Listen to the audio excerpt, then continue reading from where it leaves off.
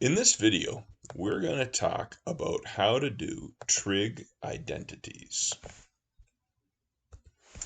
A trig identity is a trig equation that is true regardless of what angle values are in the equation. There are two fundamental trig identities. The first one is that tan theta always equals sine theta over cos theta. This should be memorized. And the second one is that sine squared theta plus cos squared theta always equals 1. This should also be memorized. The first one's called the reciprocal identity, second one's the Pythagorean identity.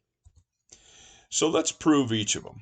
You won't be asked specifically to prove one of these identities the way we're about to here, but let's prove that tan theta is equal to sine theta over cos theta. Well, we know from earlier work that sine theta always equals y over r.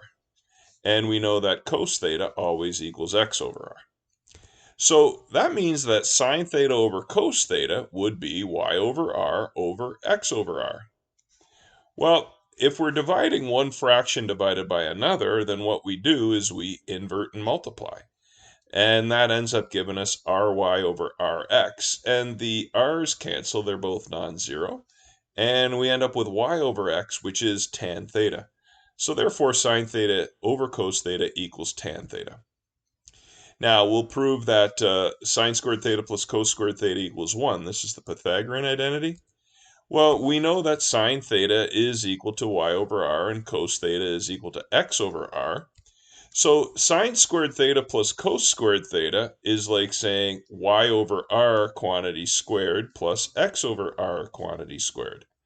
Well, if you want to see an intermediate step before the final part there, that's like saying y over r times y over r plus x over r times x over r. Well, y over r times y over r is equal to y squared over r squared. And x over r times x over r is equal to x squared over r squared. And adding those together gives us y squared plus x squared over r squared.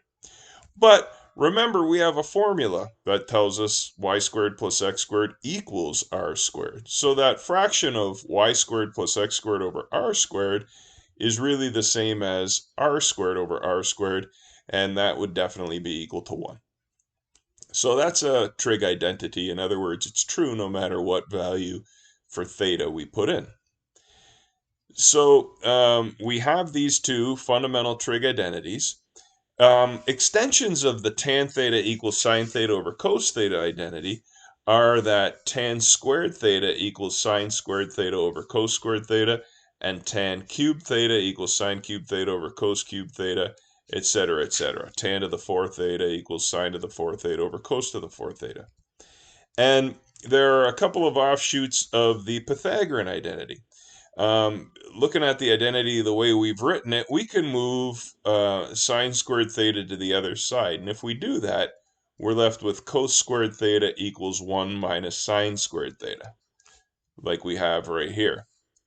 So that's another identity. And then we can use difference of squares factoring here, and it becomes 1 minus sine theta times 1 plus sine theta. And so we have another identity. But instead of moving the sine squared theta to the other side, what if we decided to move the cos squared theta to the other side? Well, that would give us sine squared theta equals 1 minus cos squared theta, which is another identity, or sine squared theta equals 1 minus cos theta, 1 plus cos theta, difference of squares factoring there, which is, again, another identity. So, generally speaking, what we often tell students is when you are going to prove a trig identity, make a table with the left side and the right side. That's step 1. Secondly, convert secondary trig functions to primary trig functions. So convert cosecant x to 1 over sine x, or convert secant x to 1 over cosine x, that sort of thing. Then we'll use the reciprocal identity if we can. We'll convert tan theta to sine theta over cos theta. Then there are going to be times where we can use the Pythagorean identity. We might recognize that we have a factor of sine squared theta plus cos squared theta. If that's the case, that equals 1. We'll find common denominators in order to add or subtract fractions as we deem necessary. And finally, we will factor where it's appropriate. Okay? Now, there's going to be questions where you want to veer off the script that I've just given you. And as you do more questions, your intuition is going to improve and you're going to develop an ability to be creative, which is awesome. But in this course, to get full marks for a trig identities question, you have to split the page into left side and right side and show each step to justify that the left side equals the right side. I don't want you to, we don't want you to carry one term to the other, subtract the same quantity from both sides or add the same quantity from both sides. We want you to work independently on the left side and then work independently on the right side. That's what builds up your creativity. It's not enough to just say they're equal. You need to show the work and guide the reader to that conclusion. No shortcuts. So when you get one of these questions, if it says prove this identity, it means we already know it's true. So you can't skip steps on the way. We're asking you to grab us, take us by the hand and show us the solution. So you have to show every step. Now, I've mentioned all 6 of the trig functions except for cotangent theta. I haven't quite mentioned that yet. So let's just talk about that quickly. A little time-saving device for you. We know that cotangent theta is equal to 1 over tan theta. And we know that that means 1 over sine theta over cos theta. Inverting and multiplying gives us ultimately that cotangent theta equals cos theta over sine theta. So rather than converting cotangent theta straight to 1 over tan theta, why don't we just convert cotangent theta straight to cos theta over sine theta? That'll be, a little bit quicker and it'll help us save a little bit of time. Now, by extension, cotangent squared theta will be cos squared over sine squared theta. Cotangent cubed theta will be cos cubed theta over sine cubed theta, etc. Now, since we usually, almost always, convert tan theta straight to sine theta over cos theta, why not just convert cotangent theta straight to cos theta over sine theta, rather than doing the intermediate step of calling it 1 over tan theta and converting that to cos theta over sine theta. It might save a bit of time and space. So, in other words, most of the time you have cotangent theta, just convert it straight to cos theta over sine theta. Now, we've learned a number of different formulas so far in this course, and they're written here on this page.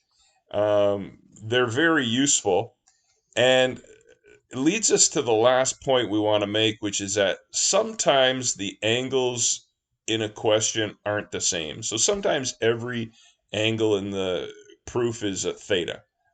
But every once in a while, you're going to get a question where you've got one of your angles is 2 theta and another angle is theta.